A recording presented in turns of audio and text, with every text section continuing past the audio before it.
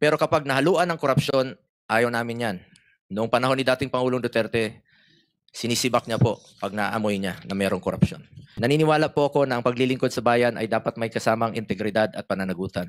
I assure the public that I have nothing to do with these transactions and I remain firm in my commitment to transparent. Hindi lahat ng infrastructure projects may anomalya. Kailangan ng kahit ng anong bansa ang infrastructure para umunlad. Basta gawin lang po ito sa tama ang proyekto, ang masama, yung palpak na proyekto at ghost projects na ginagawang gatasan. Huwag lang po sanang bastusan. At ulitin ko, for the 9th time, I have nothing to do with the business of my family. Wala po akong kinalaman sa negosyo nila. I have no involvement in its operations. 24 anyos pa lang po ako, nagtatrabaho na po ako kay former Mayor Rodrigo Duterte. I will resign kapag pumasok po sila sa City Hall or sa Malacanang. At hindi rin po ako nag-i-intervene on behalf of any business entity. Nag-warning na po ako noon. Ingat po kayo sa mga name dropper. I observe delikadesa. Pangalan ko po ang puhunan ko sa mundong ito at hindi ko po yan sasayangin. I now welcome the appointment of Secretary Vince Dizon to head the agency. I hope he succeeds in rooting out corruption in DPWH and implement projects that can truly benefit Filipinos. Mula noon hanggang ngayon, galit po tayo sa korap at mapang-abuso. Dapat lang panagutin natin ang may sala para matigil na ang ganitong nakakasukang kalakaran sa gobyerno. Pagod na po, binging-bingi at sukang-suka na po ang taong bayan sa politika at siraan. Ngunit kailangan pong lumabas ang katotohanan para matigil na ang lahat ng kalokohang ito. I am one with the Filipino people in calling for accountability. Let us make accountable all those who are responsible for all this mess. Lahat po ay dapat imbestigahan. We must leave no stone unturned. Managot po ang dapat managot. Kapamilya man, kaibigan, o mga name dropper, wala tayong sasantuhin. Lalo na yung mga nagpayaman sa mga proyektong hindi ipinapatupad ng maayos at naglagay sa kapahamakan sa buhay at kalusugan ng taong bayan. Bastusan na po ito, ginawang gatasan ang mga proyekto ng gobyerno. Paano unlad ang bayan kung ginagawa po itong gatasan ng iilan?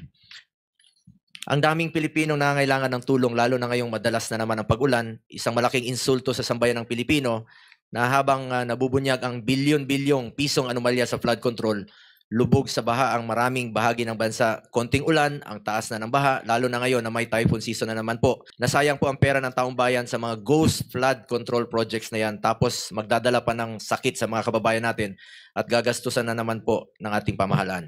Hindi lang strike 1, strike 2 pa ang sa kaba ng bayan.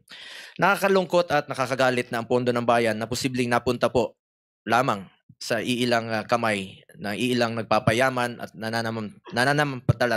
nananamantala. Nagpapabusog habang ang mga kababayan natin ay naghihirap at nagugutom. This is not just corruption, but an injustice in every sense of the word. Ilang Pilipino na sana ang napakain, napagamot, nabigyan ng bahay at naiahon sa hirap kung ginamit yung perang yan sa tama. Dapat gamitin na lang ito sa mga programang direktang makakatulong, lalo na po pagdating sa pangangalaga ng kanilang buhay at kalusugan. Or ang Ligtas Pinoy Centers Act, which mandates the establishment of evacuation centers in every municipality and city in the country. I call on the DPWH, priority nyo naman po ito, prioritize this law instead of implementing failed flood control projects.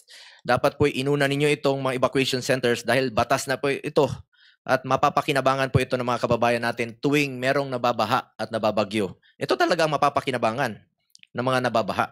2025 to 2000, from 2022 to 2025, ang pwede pong maitayo na evacuation centers, kung binigyan nyo po ng prioridad, ay 60,000 evacuation centers. Lahat na sana ng 1,493 municipalities at 200 cities may evacuation centers na. Sa budget na ito, 80,000 health centers na po sana ang pwedeng maitayo. At kaya pa ang 800 tertiary hospitals na hindi na po mahirapan ang mga kababayan natin sa malalayong lugar na magpagamot. Sa mga involved sa anomalyang ito, makonsensya naman kayo, nilapastangan nyo na po ang kaba ng bayan, nilagay nyo pa sa peligro ang taong bayan.